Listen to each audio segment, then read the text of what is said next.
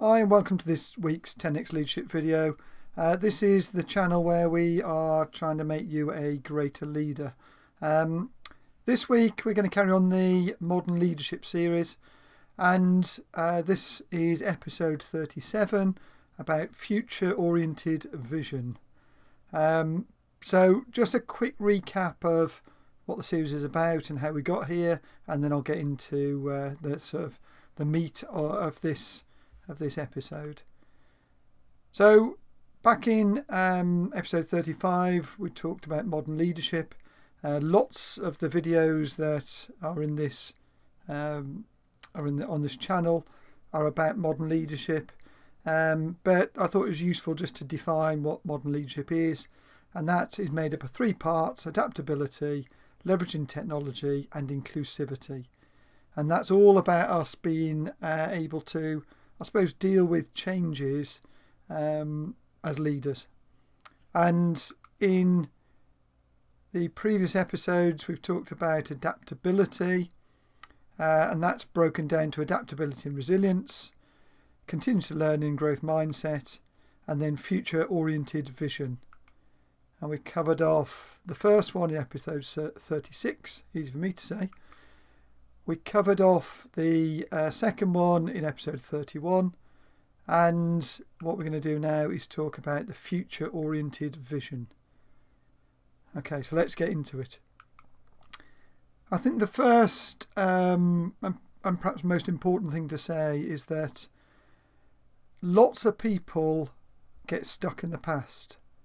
I've done an episode about letting people just get rid of their baggage really before they can move on.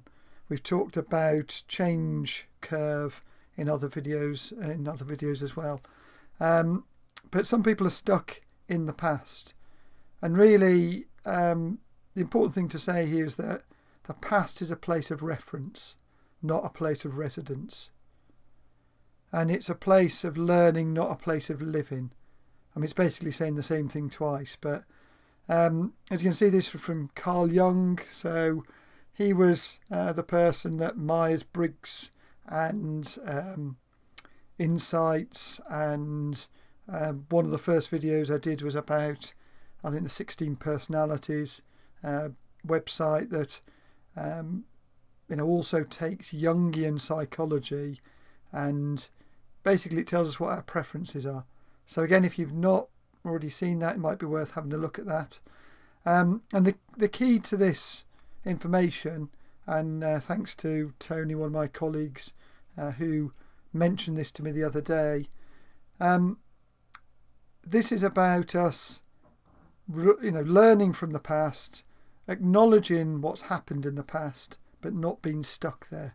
And it's about looking forward and thinking about what is it that we need to be doing to make us still relevant, I suppose. And again, remember, this is part of the sort of adaptability part of being a modern leader. So absolutely we need to look back, we need to think about what did that tell us, what do we learn from it, but don't get stuck there, whatever you do. Otherwise you just become irrelevant and you won't be a modern leader. You'll have people thinking that you're a dinosaur. So let's just have a look at a bit more detail, and there are 5 slides, 5 bits of information really I want to go through with you. The first being, as part of that forward look, we need to be developing strategic foresight. So how do we do that? Well, part of it is scenario planning. So, regularly thinking about scenarios and what is it that the future is going to bring, and how are we going to deal with that, how are we going to adapt to what we think is coming. Now, of course, none of us know exactly what is coming. We don't know what is going to be popular, what isn't going to be popular, and lots of things that look like there might be trends and ways of working in the future turn out not to be. So none of this is easy, but the idea is that we look forward and we think about what's coming, so that we're not taken by surprise when it does. So you can see that in that example there that, healthcare leaders will be looking at things like AI integration into diagnostics.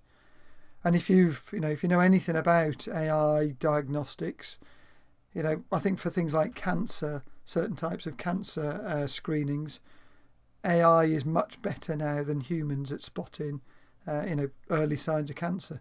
So if that's the area that you're working in, you'll want to know that, because that's going to have a massive impact on the work that your company does and the work that you need to be doing as a leader to prepare people for that.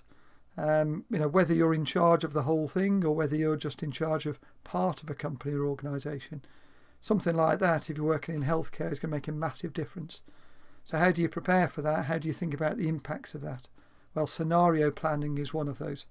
So, this isn't something you need to do every 5 minutes, obviously, but every so often you just need to be thinking, right, let's consciously think about what does the future hold for us? Where's the sector heading? Where's the industry heading? What do we need to be doing? And let's write some scenarios down. And linked to that is trend spotting. I've mentioned some of these already, but, looking at things like industry reports, what are competitors doing? What innovations are there that are relevant to you? And, it's not always technology, but a lot of things are going to be technological advances. And I've mentioned in the previous videos about making sure that we're on top of that. We understand what's coming, and we think about how we can exploit those tools for business benefit. But more of that in the next few videos, because that's when we really start getting to the technology. And there are services out there like Trend Hunter, Gartner reports are good for technology, Google Trends. If you go and have a look at that, it'll tell you what people are searching for. That will give you some clues as to the sorts of things that people think are important. And of course, you've got the whole internet you can use for research. And the other thing is, getting together with stakeholders to get different views of what the future holds and doing some visioning workshops to again understand what the organisation's role is going to be in the future. And, I don't know, if Kodak had done that, they might have thought, well, actually digital cameras are the future instead of sticking with film, and they might be in a different space. So, looking forward is, one of those things. So developing some foresight about what we think's coming, and then, sort of thinking about how does that have an impact and what could you do about it should that thing happen. The second one is about learning and upskilling, and we've talked about this as well in other videos. It's important for lots of different reasons. There's lots of this in the sort of growth mindset video as well. But it's about exploring technology. Lots of people are worried about technology. They don't understand it. But again, if you don't keep pace and you don't understand, and you don't at least understand to see what business benefit there might be with technology, you're just going to start falling behind. So, encourage your team to explore what technologies are out there and what's happening in the market and how society is shifting. And, I quite often talk to my team about, things like people who've never used a smartphone don't understand how lots of other sort of touchscreen technologies work or interfaces work because they haven't got that as a basis of reference. So if you don't keep up with the technology, even if you're not going to utilise it necessarily or exploit it for business benefit, you are probably going to need it because it's going to be the foundation for future technologies. The second one is investing in development. So this is investing in development programs, certifications, mentorships. It's about, again, thinking about where is the world going and what sort of skills do you want people to have in your team, in your organisation, and investing in that. And for me, a lot of this would be technology based, sort of certification and development. But again, it doesn't have to be. It could be, I don't know. I mean, Agile has been around for absolutely ages now, and I'll talk about Agile in one of the future videos. But if you can get people certified in Agile, and that will really help how you deliver project management within your business. So things like that can help that aren't necessarily technology. And then the third bit is for you to role model those the learning as well. So lots of people, especially when they get into leadership roles, they go, well, I don't need to know that, or I'm too old to learn about that. You need to know about advances and where the world is going just as much as anyone else. And if anything, especially on the technology front, you need to be seen to be leading the way and showing that it's a thing that is important, because people will mimic what you're doing. And if you're learning about technology and other things, then others will be encouraged to do the same.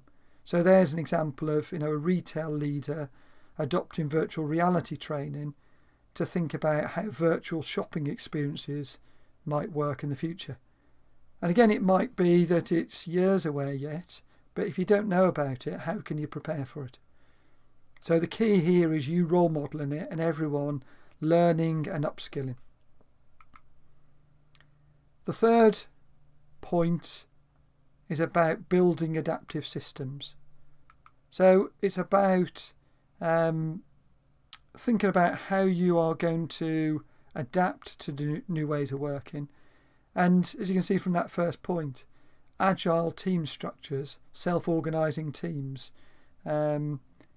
teams where there aren't leaders who know everything and tell everyone how to do everything, but instead where you've got individuals and teams across the company who take things forward and have the authority and empowerment to do so. That's going to enable you to operate much more effectively in the future and adopt and react to changes much more quickly. Imagine you're a big monolithic organisation. You're some sort of dictator at the top of the pile. If you don't know some of this technology and other things are moving on, and nobody else is allowed to do anything, before you know it, you're going to go into business. So make sure you've got team structures that allow you as an organisation or a company to adapt quickly to changes and encourage people to do that. And the second bit really is about having a backup plan. So I suppose it links to the previous point about thinking what your strategy might be and how you might react to technology and other changes. Have some plans up your sleeve. So, if scenario A happens, well, I'm going to do this. If scenario B happens, I'm going that way. You might not use them, but again, just prepare for the future. Number 4, this is about leveraging data and analytics. And, increasingly, the world is more and more and more data driven. So use predictive analytics. Work out what data you've got and what do you think it's going to be telling you about the future. I mean, use an example there of Amazon. It looks at consumer data to look at logistics and predict buying trends. And, we're in the UK, I'm in the UK, so, Tesco use that with their club card. They use that information. They gave basically people discounts for allowing Tesco to use your shopping data, and it uses all of that to predict what's going to happen, seasonal trends, all those sorts of things. It also looks back though and says, well, when this situation happened previously, this was the buying pattern, or people went out and bought these things, or if they bought this, they also bought that. That helps them refine what they want to buy and what they want to sell, and also what they want to do in terms of pricing. So use the data that you've got to predict what's going to be happening in the future, whatever sector you're in. And I suppose the second thing is having a data-driven strategy. So look at the data you've got, and if you haven't got data, start collecting relevant data and see what that tells you about what your strategy should be and where you should be heading. So it's a combination of those things. Use data and information to shape where you're heading. And if you haven't got data yourself, go onto the internet and have a look. There'll be lots of things out there that you could use that might help you.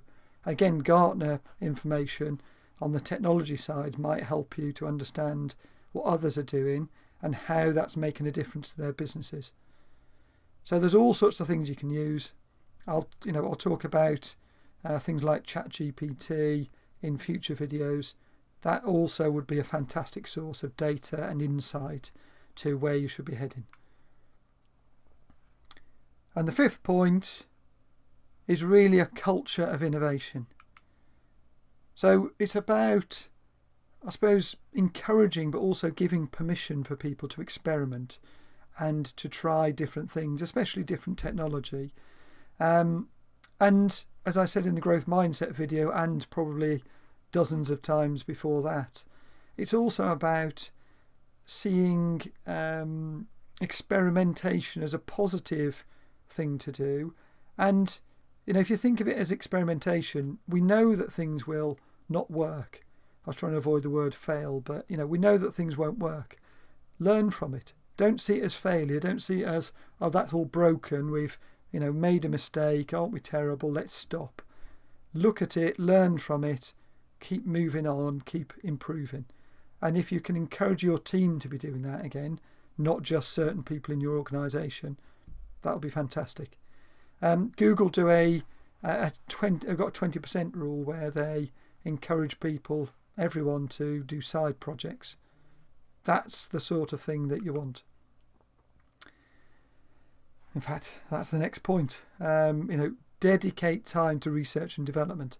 Google do it by doing this 20% policy where they allow everyone to have a side project. It doesn't have to be related to the work that they're doing. But what it has done is help them innovate. Other companies and organisations have specific research and development time and budgets. And that is really, really important because, again, if you're standing still, in reality, you're going backwards because everyone else is moving forwards. And as you can see there, Google's 20% policy resulted in ideas like Gmail. And I think, we'd probably say that is rather successful. Just going to cover off a couple of things that didn't fit into those 5 categories, but actually weren't worth having a page of their own. The first is utilising emerging technologies, and I've sort of touched on this already, but it's about it's a sort of experimentation, but taking that a bit further. It's about trying some things and not being afraid to try them, to see what difference it could make to your organisation. What could virtual reality do? What could Microsoft Copilot do for efficiency within your organisation? If we're talking about tools like Office, I reckon, I'm going to research this for one of the future videos, but I reckon most people are using about 10% of its capability. What about that 90% that we're not tapping into then? Try using technology to see what, how it could either evolve your business or actually transform it.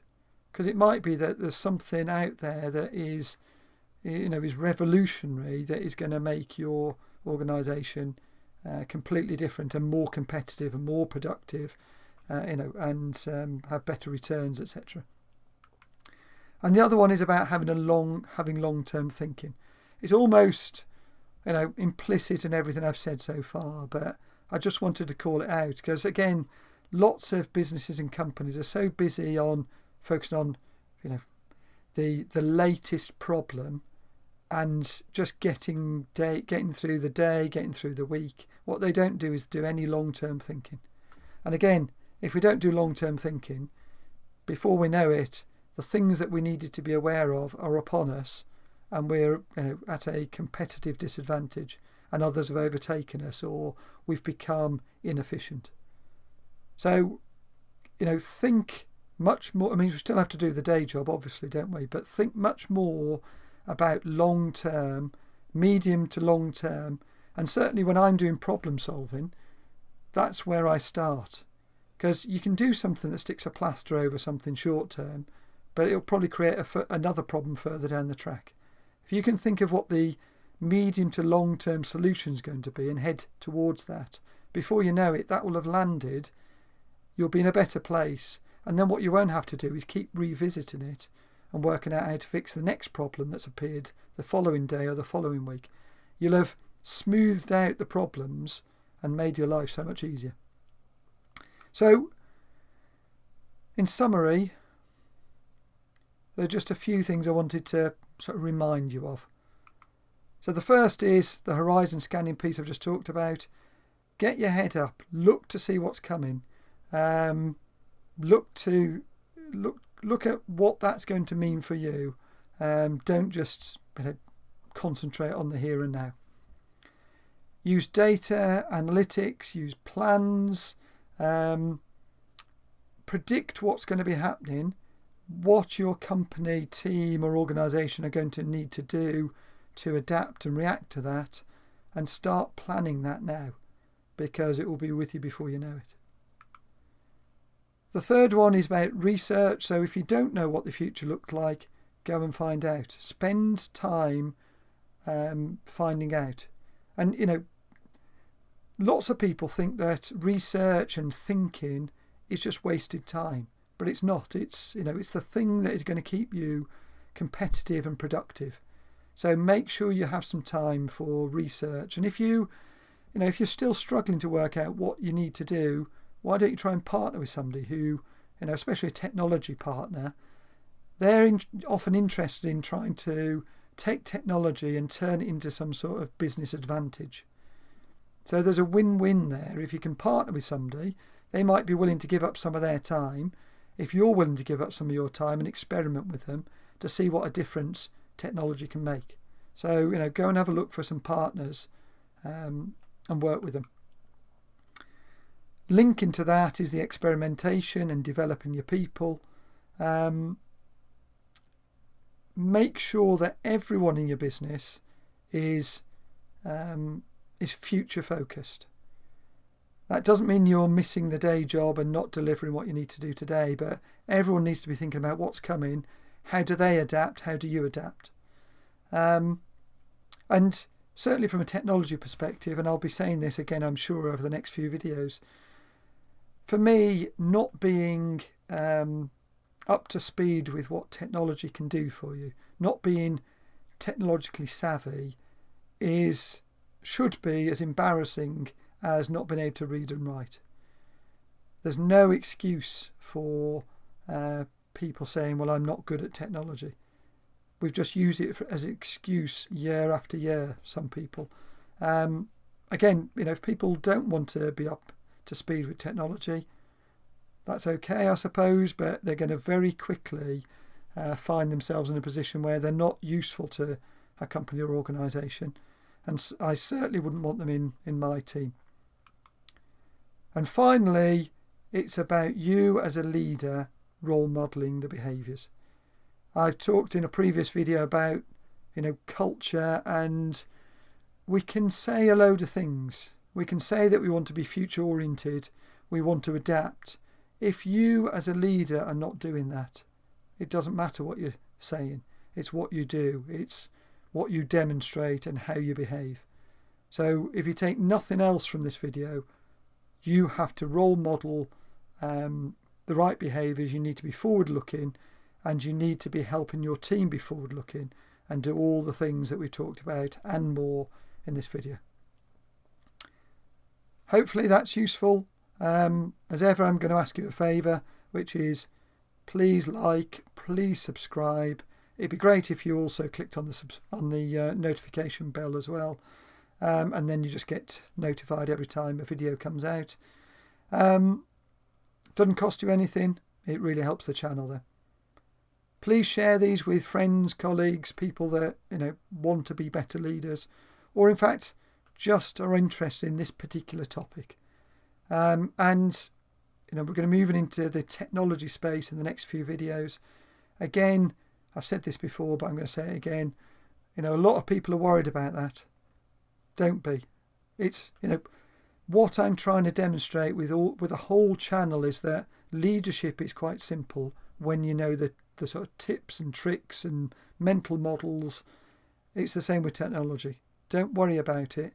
Just stick with it, and I'll guide you through why technology is so important for you as a modern leader, and how you don't need to know how to code, but you do need to know what it is, and a whole load of other technology aspects as well. So I will see you in the next video. Look forward to it.